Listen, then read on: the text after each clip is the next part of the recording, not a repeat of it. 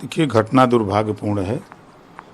अब नाम आना भी एक दुर्भाग्य है कि हर घटना में समाजवादी पार्टी का बड़ा चेहरा सामने आ रहा है और अब उसमें क्या कहा जाए। समाजवादी पार्टी जिस तरह की सत्ता में रह के हरकत की है, जिस तरह अपने लोगों का मनोबल बढ़ाया था मनमानी करने का, उसी का नतीजा है। नायाब ये भी कहा जा रहा है कि बुलडोजर की भी कार्रवाई हो सकती है कि सरकार कानून से चल रही है। कोई भी कानून के साथ खिलवाड़ करेगा तो उसको बख्शा नहीं जाएगा और उसको कड़ी से कड़ी सज़ा दी जाएगी, ताकि उसकी सज़ा को देख करके दूसरे लोग भी भयभीत हों, लोगों के मन में भय हो कि हम अगर ऐसी हरकत करेंगे तो हमारे साथ भी इसी तरह कानून काम करेगा।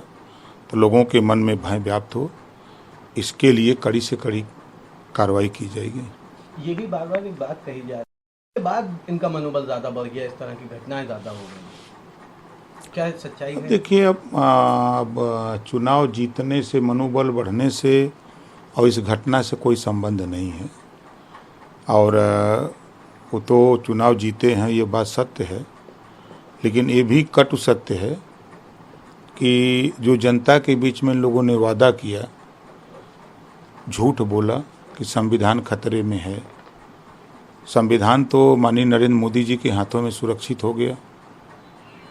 और जो इन लोगों ने कहा कि हम 8,500 हर महीना खटाखट देंगे, तो जनता सोची कि हो सकता है भाई ये दे दें, तो अब देने में असमर्थ हो गए।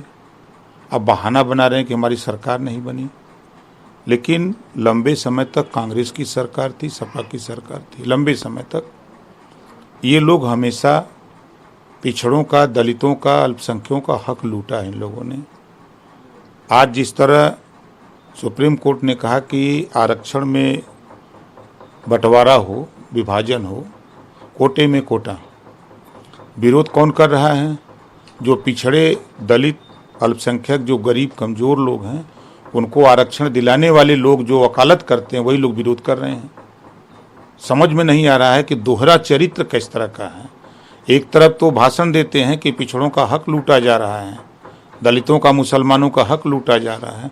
दूसरी तरफ जो सुप्रीम कोर्ट, देश की सर्वोच्च अदालत कह रही है कि आरक्षण में कोटा करके लोगों को आरक्षण दिया जाए, तो उसका विरोध कांग्रेस, सपा, बसपा के लोग कर रहे हैं। ये साफ जाहिर हो रहा है कि ये लोग पिछड़े, दलित, अल्पसंख्यक विरोधी हैं। वोट लेने के लिए तरह तरह के हथकंडे अपनाते हैं, सत्ता में आने के बाद पिछड़े, दलित, अल्पसंख्यक भूल जाते हैं। इसके साथ ही एक अस्पतालों में आंदोलन चलाया गया, मेडिकल कॉलेज के अंदर ओपीडी तक को बंद कर दिया डॉक्टरों ने और पूरी तरह से मजबूत प्रदर्शन किया। देखिए, उस घटना की हम निंदा करते हैं। ऐसी घटना नहीं होनी चाहिए। सरकार, भारत सरकार ने दखल अंदाजी उसमें दी है और सीबीआई जांच का आदेश हो गया है। अब वो जो दोषी है उसके खिलाफ कार्रवाई होगी। जो भी कड़ी से कड़ी कार्रवाई होनी है वो उसके खिलाफ होगी।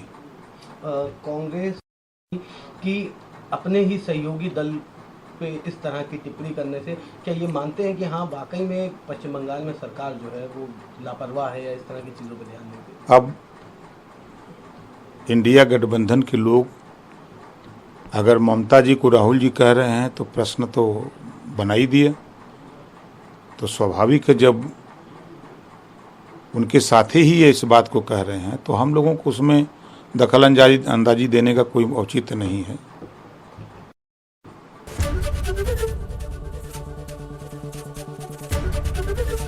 एबीपी गंगा, खबर आपकी, जुबान आपकी।